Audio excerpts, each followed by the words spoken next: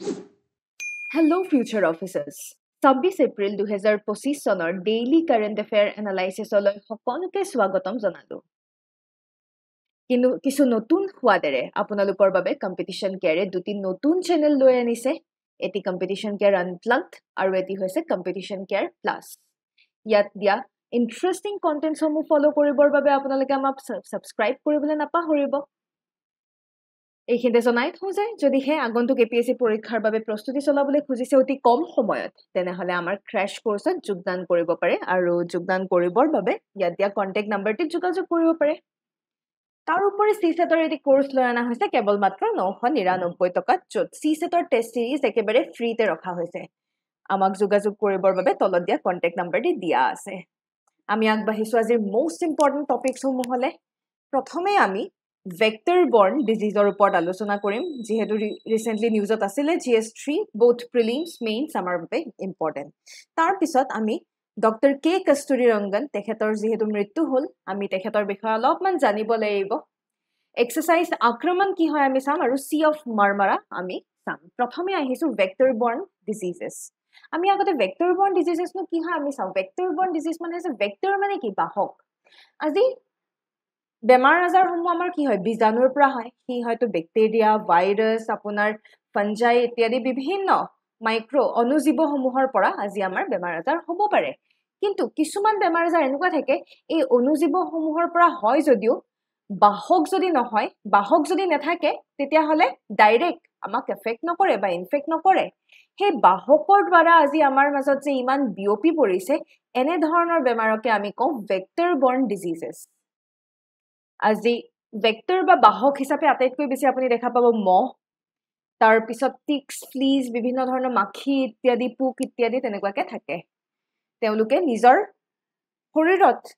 সৰু সুৰা মাইক্ৰ অৰ্গেনিজমছসমূহ, অণুজীৱসমূহ লৈ পেলাই আল্টিমেটলি এনিমেলছৰ মাজত স্প্ৰেড কৰি দিয়ে। ইয়াৰ ভিতৰত আটাইতকৈ যিটো most common, most well known is malaria. এতিয়া আমি জানিব লাগিব যে এই গোটেই ভেক্টৰ বৰ্ণ ডিজিজ এইবাৰ নিউজতনো কেলে আছে। নিউজত এইকাৰণে আছে কাৰণ নেশ্যনেল ভেক্টৰ বৰ্ণ ডিজিজ কণ্ট্ৰল প্ৰগ্ৰেম, এই প্ৰগ্ৰেমে এখন ৰিপৰ্ট অনুসৰি কিছু ডেটা ৰিলিজ কৰিছে, আৰু ডেটা অনুসৰি মিজোৰামত আটাইতকৈ বেছি মেলেৰিয়া, ভাৰতৰ আটাইতকৈ বেছি মেলেৰিয়াৰ সংখ্যা আপুনি ক'ত পাব? মিজোৰামত পাব। আৰু এয়া সঁচাকৈ বৰ ভাল কথা নহয়। Annual parasite incidence remains highest in India. ভাৰতবৰ্ষত পেৰাচাইট, এই পোকৰ দ্বাৰা হোৱা বেমাৰৰ সংখ্যা আটাইতকৈ বেছি, য'ত আপোনাৰ দেখা পোৱা যায় যে 2024 চনত প্ৰতি 1000 গৰাকী ব্যক্তিৰ ভিতৰত 13.24 আমাৰ ৰেচিঅ', 13.24, প্ৰায় 13 গৰাকী লোক আক্ৰান্ত হয়। নেশ্যনেল এভাৰেজ চিগনিফিকেণ্টলি লোৱাৰ। এতিয়া যিসমূহ বাহক ইতিমধ্যে কৈছোৱে, এই বাহকসমূহ যেনে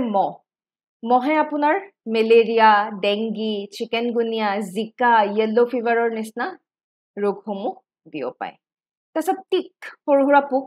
লাইম disease, Rocky Mountain spotted fever. তাৰপিছত আছে ফ্লিজ, কিছুমান মাখি জাতীয়, প্লেগ, টাইফাছ, এইবোৰ ফ্লিজ অৰ্থাৎ মাখিৰ দ্বাৰা বিয়পা কিছু ৰোগ। এতিয়া এই গোটেই বস্তুবোৰ অলপমান প্ৰিলিমছৰ বাবে গুৰুত্বপূৰ্ণ। আপোনালোকে অলপ ৰিভাইজ দিবলৈ নাপাহৰিব। কোনটো বেমাৰ কিহৰ দ্বাৰা হয় বা কোনটো বাহকে বিয়পায়, সেয়া আমি অলপমান পৰীক্ষাৰ বাবে জনাটো প্ৰয়োজনীয়। এতিয়া আমি আহিছোঁ নেশ্যনেল ভেক্টৰ বৰ্ণ ডিজিজ কণ্ট্ৰল প্ৰগ্ৰেম। এই প্ৰগ্ৰেমটোৱেতো মিজোৰামত আটাইতকৈ বেছি মেলেৰিয়া পেচেণ্টৰ সংখ্যা মিজোৰামতে যে আটাইতকৈ বেছি, সেয়া আমাক জনাইছে, হয়নে? এই প্ৰগ্ৰেমটো লঞ্চ আজি কৰা নাই বা এতিয়া নতুন প্ৰগ্ৰেম নহয়, খুব পুৰণি প্ৰগ্ৰেম। 2003-04 চনতে লঞ্চ হোৱা এটি প্ৰগ্ৰেম, য'ত এই প্ৰগ্ৰেমটিৰ মূল উদ্দেশ্য হৈছে আমি এই বাহকৰ দ্বাৰা বিয়পা যিসমূহ ৰোগ, এই ৰোগবোৰ আমি কিদৰে কণ্ট্ৰল কৰিব পাৰোঁ, আমি কিদৰে নিৰ্মূল কৰিব পাৰোঁ, নিৰাময় কৰিব পাৰোঁ, এনেধৰণৰ ক্ষেত্ৰত ফ'কাছ কৰা দেখা পোৱা গৈছিলে। আজি এই যিটো প্ৰগ্ৰেম, এই প্ৰগ্ৰেমৰ আণ্ডাৰত যিকেইটা বেমাৰ কভাৰ কৰা হৈছে, প্ৰথমতে মেলেৰিয়া দেখা পাব, জাপানীজ এনকেফেলাইটিছ কভাৰ কৰা হৈছে, ডেংগি কভাৰ কৰা হৈছে। এতিয়া লাহেকৈ গৰম বাঢ়িছে, আমাৰ অঞ্চলসমূহত ডেংগিৰ প্ৰকোপো বাঢ়িব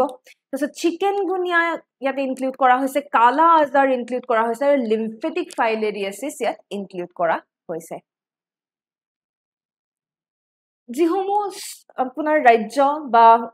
ইউনিয়ন টেৰিটৰী এই সকলোবোৰে নিজাববীয়াকৈ এই প্ৰগ্ৰেমসমূহ তেওঁলোকে গ্ৰাউণ্ডত ইমপ্লিমেণ্ট কৰিব লাগিব আজি আমাৰ এই গোটেই NCVBDC এই গোটেই প্ৰগ্ৰেমটোৰ আণ্ডাৰত আপুনি কি পাব এই প্ৰগ্ৰেমটোৰ আণ্ডাৰত একোখন ৰাজ্য বা ইউনিয়ন টেৰিটৰী কিছু টেকনিকেল সহায় পায় টকা পইচাৰ ক্ষেত্ৰতো অলপ ফাইনেন্সিয়েলি অলপমান সহায় পায় তাৰ উপৰি এই গোটেই প্ৰগ্ৰেমটো এটা আমাৰ ডাঙৰ আমব্ৰেলা স্কিম আছে আমাৰ আমব্ৰেলা স্কিমটোৰ নাম হৈছে NHM নেশ্যনেল হেল্থ মিছন আমাৰ এই নেশ্যনেল হেল্থ মিছনৰ অন্তৰ্গত এই প্ৰগ্ৰেমটো ইনক্লুড কৰা হৈছে এইকেইটা পইণ্ট মনত ৰাখিবলৈ নাপাহৰিব খুবেই গুৰুত্বপূৰ্ণ পইণ্টছ কিছুমান দিয়া হৈছে এতিয়া আপোনালোকৰ বাবে প্ৰিলিমছ প্ৰেক্টিছ প্ৰশ্ন এটি লৈ আনিছো which of the following diseases are transmitted by mosquito dengue chikungunya Japanese encephalitis leishmaniasis ভিডিঅ'টি অলপ পজ কৰি পেলাই আমাক শুদ্ধ উত্তৰটি জনাবলৈ নাপাহৰিব মহৰ দ্বাৰা বিয়পা বেমাৰ কেইটানো কি মহৰ দ্বাৰা বিয়পা ৰোগসমূহনো কি এই কোৱেশ্চনটো তাকেই সোধা হৈছে এইখিনিতে জনাই থওঁ যে কম্পিটিশ্যন কেয়াৰে আগন্তুক প্ৰিলিমছৰ বাবে এটি টেষ্ট সিৰিজ লৈ আনিছে দুটা মডিউলত এটা 40 টেষ্টৰ মডিউল আৰু এটা আছে 60 টেষ্টৰ মডিউল আপোনালোকে যেটোতে ইন্টাৰেষ্ট আপোনালোকে ইয়াৰ বিষয়ে সবিশেষ জানিবৰ বাবে কন্টেক্ট কৰিবলৈ নাপাহৰিব তাৰ উপৰি সিসেটৰ টেষ্ট সিৰিজৰ বাবে 10টা টেষ্ট কেৱল মাত্ৰ 149 रुपीजত লাভ কৰিবলৈ সক্ষম হ'ব আমাক যোগাযোগ কৰিবলৈ নাপাহৰিব আমি আগবাঢ়িছো দ্বিতীয়টো নিউজলৈ ডক্টৰ কে কস্তুৰী ৰংগন কোন আছিল তেখেত আমাৰ ইছৰোৰ ফৰ্মাৰ চেয়াৰম্যান আছিল আৰু কালি তেখেতৰ মৃত্যু হয় খুব নাম কৰা এগৰাকী স্পেচ সাইন্টিষ্ট প্লাস এডুকেশনিষ্ট চেয়াৰম্যান ইছৰোৰ চেয়াৰম্যান আছিল Secretary to the Department of Space asile Space Commissioner Chairman পৰ্যন্ত asile তেখেতৰ যি vision hey visionৰ বাবে তেখেতক কোৱা হয় Encyclopedia of India Space and Education Reform মনত ৰাখিব কাক Encyclopedia of Indian Space and Education Reform বুলি কোৱা হয় ডক্টৰ কস্তুৰী ৰংগনক Encyclopedia বুলি কোৱা হয় এতিয়া আজি আমাৰ ভাৰতৰ যি স্পেচ প্ৰগ্ৰাম ভাৰতৰ স্পেচ প্ৰগ্ৰামত তেখেতৰ অৰিহণা যদি চাও তেখেত 1994 ৰ পৰা 2003 লৈ তেখেত প্ৰায় 9 বছৰতকৈ বেছি ইছৰোৰ চেয়াৰম্যান হিচাপে আছিল আজি আমাৰ ভাস্কৰ 1 আৰু ভাস্কৰ 2 ইয়া কি হয় ইয়া আমাৰ ভাৰতৰ প্ৰথমটো এক্সপেৰিমেন্টাল আৰ্থ অবজাৰভেচন স্যাটেলাইট এই প্ৰথম এক্সপেৰিমেন্টাল আৰ্থ অবজাৰভেচন স্যাটেলাইট গেটাৰ প্ৰজেক্ট ডাইৰেক্টৰ হিচাপে আছিল তাৰ পিছত আমাৰ প্ৰথম ৰিমোট সেন্সিং অপাৰেশনাল এয়া হৈছে এক্সপেৰিমেন্টাল নেক্সট হৈছে অপাৰেশনাল ৰিমোট সেন্সিং স্যাটেলাইট যাৰ নাম হৈছে IRS-1A IRS-1A এৰ ক্ষেত্ৰতো তেখেত প্ৰজেক্ট ডাইৰেক্টৰ হিচাপে আছিল তাৰ পিছত আমাৰ যিবোৰ কমিউনিকেশন স্যাটেলাইট INSAT-2 সিৰিজৰ সময়ত তেওঁ আছিল IRS-1B ৰিমোট সেন্সিং স্যাটেলাইটৰ সময়ত তেওঁ আছিল তাৰ উপৰি ভেৰি ইম্পৰ্টেন্ট আপোনালোকে নিশ্চয় জানে যে আমাৰ ভাৰতৰ বৰ্তমান আমি ৰকেট বুলি কলে আমাৰ এটা হৈছে PSLV এটা হৈছে GSLV এই দুয়ো PSLV আৰু GSLV ৰ জি বেস হে বেসৰ টাইমত তেখেত ইয়াত জড়িত হৈ আছিল তাৰ উপৰি ইছৰো স্যাটেলাইট সেন্টাৰৰো ডাইৰেক্টৰ হিচাপে তেওঁ আছিল এডুকেশন আৰু গভৰ্নেন্সত তেখেতৰ যদি আমি কন্ট্ৰিবিউশন চাও আমাৰ যি National Education Policy 2020 চনৰ এই National Education Policy যিখন ড্ৰাফটিং কমিটি হে ড্ৰাফটিং কমিটিৰ চেয়াৰপাৰসন হিচাপে তেখেত আছিল কস্তুৰী ৰংগন কমিটি বুলিও হেকানে কোৱা হয়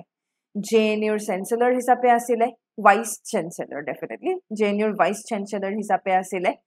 তাৰ পিছত কৰ্ণাটকা নলেজ কমিশনৰো চেয়াৰম্যান হিচাপে আছিল ৰাজ্যসভাৰ মেম্বাৰ আছিল তাৰ উপৰি আমাৰ প্ল্যানিং কমিশনৰো তেখেত মেম্বাৰ আছিল ঠিক হেইদৰে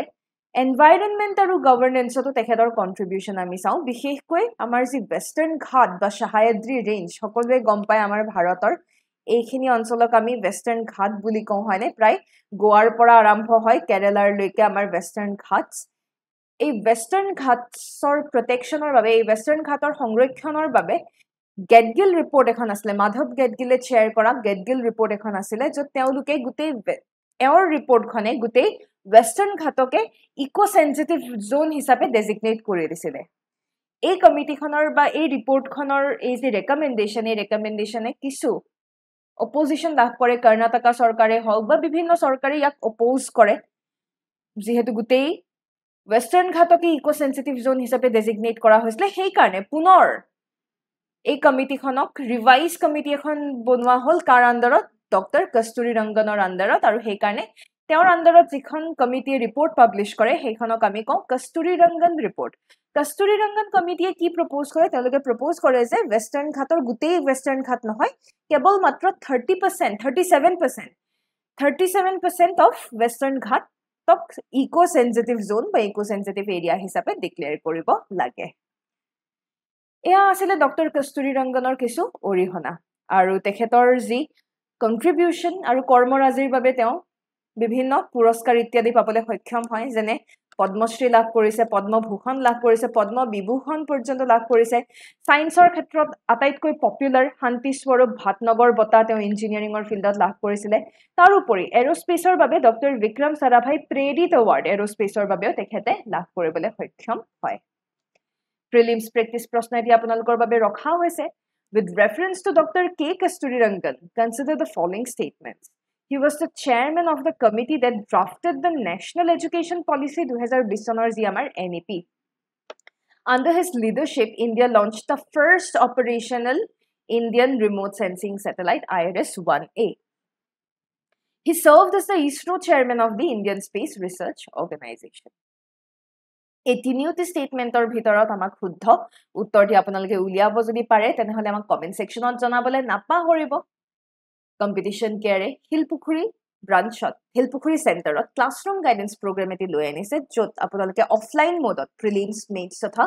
ইণ্টাৰভিউৰ বাবে 1-to-1 আপোনালোকে গাইডেন্স পাবলৈ সক্ষম হ'ব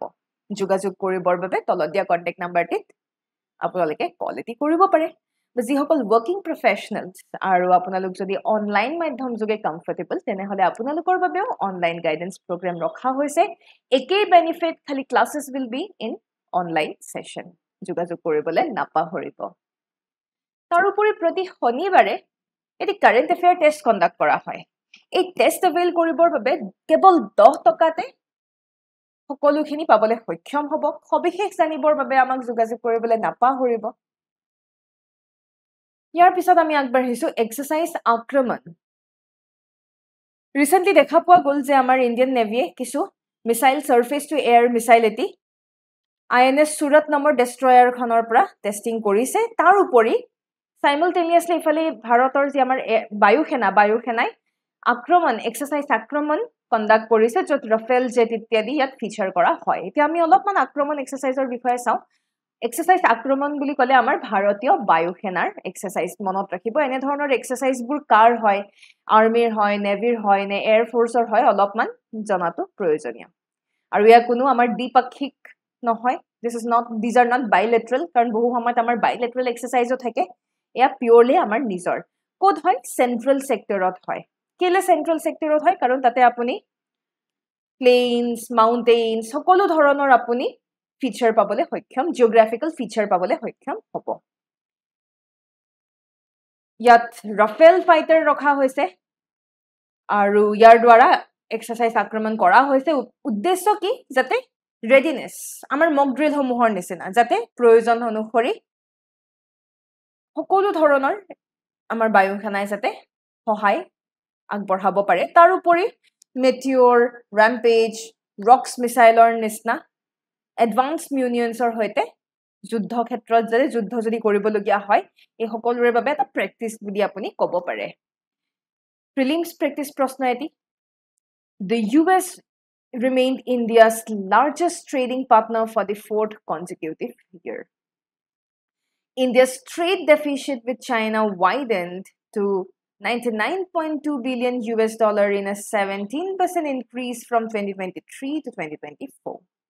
The UAE became India's largest trading partner in 24-25 with bilateral trade valued at $131.84 billion. এই তিনিওটা ষ্টেটমেণ্টৰ ভিতৰত আপোনালোকে আমাক শুদ্ধ উত্তৰটি জনাবলৈ নাপাহৰিব ভিডিঅ'টি অলপ পজ কৰি আপোনালোকে আমাক কমেন্ট কৰিবলৈ পাৰে আজিৰ শেষৰটো নিউজ হৈছে সি অফ মাৰমাৰা সাগৰ দেখিছে এয়া মাৰমাৰা সাগৰ ক'ত আছে আমাৰ আপোনালোকে নিশ্চয় এটা কথা গম পায় যে টাৰ্কি আপোনাৰ টাৰ্কিৰ এটা অংশ ইউৰোপত আছে টাৰ্কিৰ এটা অংশ এছিয়াত আছে তো এই টাৰ্কি ইউৰোপত থকা টাৰ্কি আৰু এছিয়াত থকা টাৰ্কি কামাৰ বিভক্ত কোনে কৰিছে মাৰমাৰা সাগৰে ৰিসেন্টলি নিউজত এই কাৰণে আহিছে কাৰণ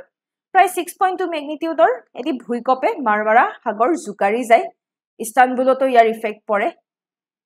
সেয়েহে আমি অলপমান মাৰমাৰা সাগৰৰ বিষয়ে জানিব লাগিব ইটস আ স্মল ইনলেণ্ড সি এটা সাগৰ বুলি ক'লে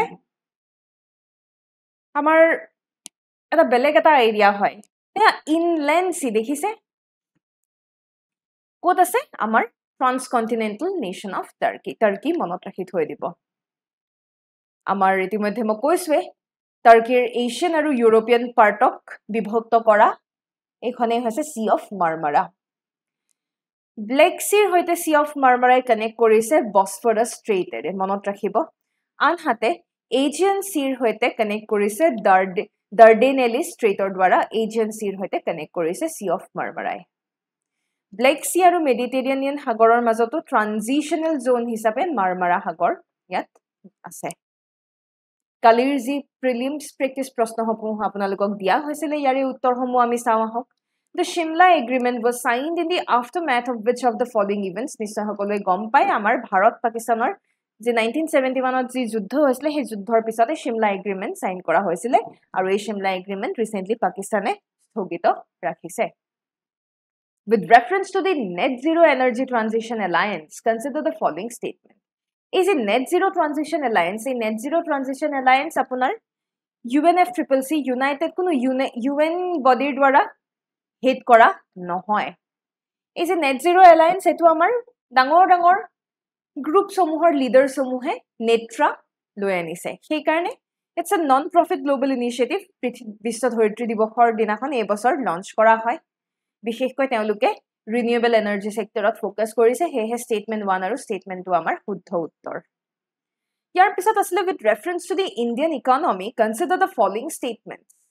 Increase in the real effective exchange rate indicates an improvement in the trade competitiveness. Definitely নহয়. Real effective exchange rate যদি বৃদ্ধি পায়, trade competitiveness improve হ'বই। সেইটো আপুনি কেতিয়াও ক'ব নোৱাৰে। সেইকাৰণে statement number 2 কাটিলে আমি শুদ্ধ উত্তৰ পাই যাওঁ, বাকি দুটা statement আমাৰ শুদ্ধ। এয়াই আছিল আজিৰ সবিশেষ কিবা ইনকুৱাৰী থাকিলে আপোনালোকে আমাক কন্টেক্ট কৰিবলৈ নাপাহৰিব ইয়াকে কৈ ধন্যবাদ জয় আয়